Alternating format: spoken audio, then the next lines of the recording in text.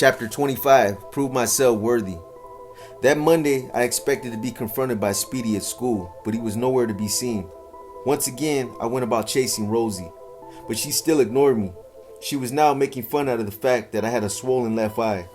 Sheena, in turn, gave me her attention and had some nice words of sympathy. That week went by rather quickly. I went through the same old routine of going to school, going by Cadezi and Armitage, and then going home. I still had not heard from Hector, nor did I want to. Friday came along and I was invited to a party the Kings were having on Cortland and Whipple Streets. This was the territory of a different Latin King section. I got home from school, changed clothes, and headed to the party. I got to the apartment where the party was being held early, but most of the Kings from Cadezi and Armitage were already there. They were all outside huddled in different places, getting high. I walked over to where most of the kids my age were hanging out. Local called me over to an older group and gave me a joint. I lit it up and passed it back to him. He told me to smoke it by myself. Local asked me if I was ready for my initiation on that upcoming Sunday. I told him that I was. He shook my hand and told me that he wanted me to go on a mission with him and some other Kings later on that night. Like an idiot with a death wish, I quickly agreed. I walked away from Local and went back to hang around with the guys my age. I didn't show it, but inside I was scared as hell about the mission. I decided to get so drunk that Local would change his mind about taking me along with them. I began drinking beer, then wine, then more beer, coupled with joint after joint. I got drunk all night, but now I was looking forward to going on that mission. The party was great. There were so many people there that we could hardly move. The DJ kept playing the Funkadelic song, One Nation Under a Groove, which the Kings had adopted as their anthem. There was marijuana and cocaine being passed around, and it seemed like every guy there had claimed a girl for the night. I met a girl named Blanca. She was a queen from Cortland and Whipple. She was short, with dirty blonde hair, blue eyes, and very light skin. Blanca and I danced and then decided to get out of the crowded apartment where the party was going on. We went out into the hallway and then downstairs to the first floor. We talked and smoked weed for a little while and then began kissing and touching each other like two dogs in heat. We were really getting carried away. Had it not been for the people who kept coming in and out of the party, we probably would have had sex right there in the hallway. Soon, the hallway was crowded with people, mostly couples making out. I heard Local coming down the stairs and realized it was time to go on that long-awaited mission. Blanca promised me that she would be there when I got back. I figured that if she did stay there, she would do it with some other guy. If she didn't, I could probably get it on with some other queen. After all, the queens were there, waiting and willing. I loved it. Local walked past me with two other guys and motioned for me to follow. I bragged to Blanca about what I was going to do and then kissed her deeply. She seemed impressed by my machismo and asked me to shoot a rival gang member for her. Amor de rey. King love, Blanca said as I walked down the stairs. Me, Local, and two other Kings got in the car and drove out of the neighborhood. The two other Kings were Cat and Pito. Cat was a king from Cortland and Whipple. He had a slim build with an ugly scar on his neck and face. This was the result of a confrontation with rival gang members. Pito was from Cadezi and Armitage. He was a lot like my old friend Julio. Brown skin, pushed back hair, and a deep Latin accent.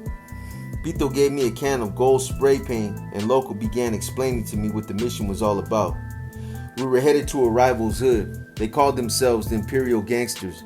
Their hood was on Palmer Boulevard and Drake Street, about 1.5 miles from Cadezi and Armitage. The plan was for me to get out of the car about a block away from their hood and walk toward their territory. The guys were going to try to make the gangsters chase them. When they did, my job was to spray paint the letters ALKN, Almighty Latin King Nation, over a mural they had painted for their slogan. I got out of the car half a block from Armitage and Drake. As soon as I got to the corner of Armitage and Drake, I spotted the emblem. It consisted of a pink crown with the letter I on one side and G on the other, painted on a black background. The words King Killers were also written in big pink letters right next to the emblem. I stood on the corner and panicked when I saw all the gangsters that were out.